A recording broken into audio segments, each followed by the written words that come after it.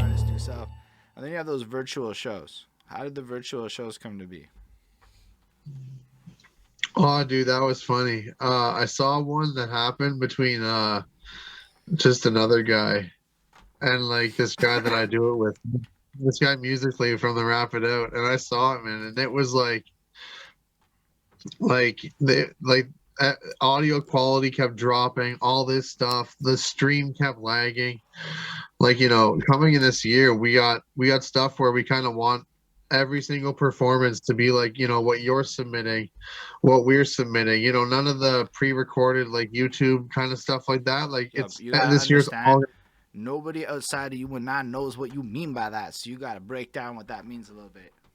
Oh yeah, like some people have submitted like, to our like online festival that we do for music.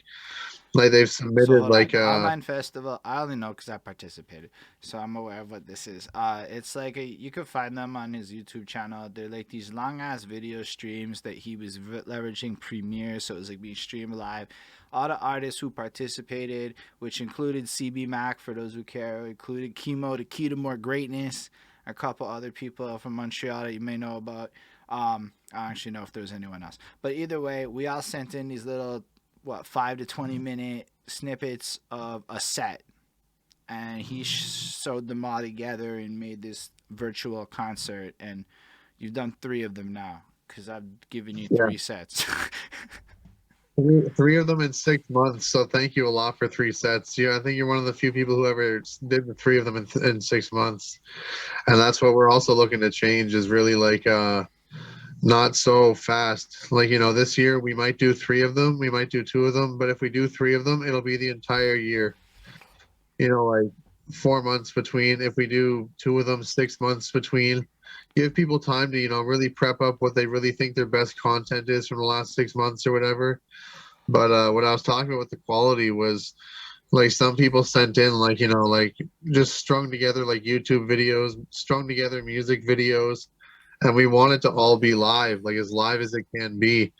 And so to answer your question, I saw the one and like the quality was just bad, man. Like the stream kept stopping. It kept like cutting, they kept like having the mouse on the screen and whatnot.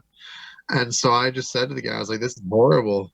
And he was like a dick. Like I was trying to, saying like, I could probably help, do this in the future. And he was just being a dick about it. So I said, give me 8 weeks and I'll do one that's better. And that was the first one I did. I said, give me 8 weeks and I'll plan a better one and it won't be so fucking horrible and laggy. So And look at it, dude. how the fuck The did you first one was find my Chemo? favorite. Scribble, dude. Those mixtapes that we did through Scribble. What The mixtapes? artist in LA. They're called the Shoot the Gift. And like they're pretty much like, it's one of those ones like, you pay for your slot, you just get your song on the mixtape. They were cheap, like they were very, very cheap. It wasn't like, paying big bucks for any slot on a mixtape. It was just kind of like, and I thought of it as, like, what's a way to kind of find a few artists out there, find a few that are really good. I can send you a link for those if you want to check them out, dude. I was curious, so like, cause I'm like, yo, is that the shit that Chemo's on? Yeah, dude. Yeah, yeah, yeah. Oh my gosh. Okay. Cause like I know Scribble, right? Like for me, this is all like the whole thing to me was a little, I wouldn't say comical, but it was a little funny to me.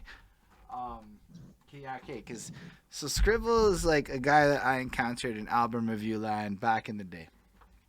And he was literally within the first two people to ever hit me up and be like, "Do you want to review my album? I saw your shit and I like what you do." And I was like, Yeah, man. "Oh, wow!" And like when you start doing something new and like the first part, you're like, "Fuck that! I don't even care if that's what we're doing." And then we talked about it. Somebody was all like, "Are you sure? Who is this guy?" I'm like, "Trust." And then we did it. Then we did his next ones, but then he ends up becoming our Patreon at one point, paying us monthly to do album reviews on the real. Like he sent me this, he sent me a message. Like we became like friends. Like me and Scribble are like we like cuss each other out a little bit in the voice messages, debating the nuances of social politics and crap. Like we geek on Limp Bizkit together. That's good. In fact, I still have to listen to the new Limp Bizkit album Scribble. If you do end up watching this, I'm aware that I need to still listen to it. But like, so like I know Scribble like that, and then all of a sudden I show up in these chats and everybody's like Scribble this, Scribble that. Yo, Scribble's so cool. And I'm like, listen, I call him Scribby in public. Like I'm cool with Scribby.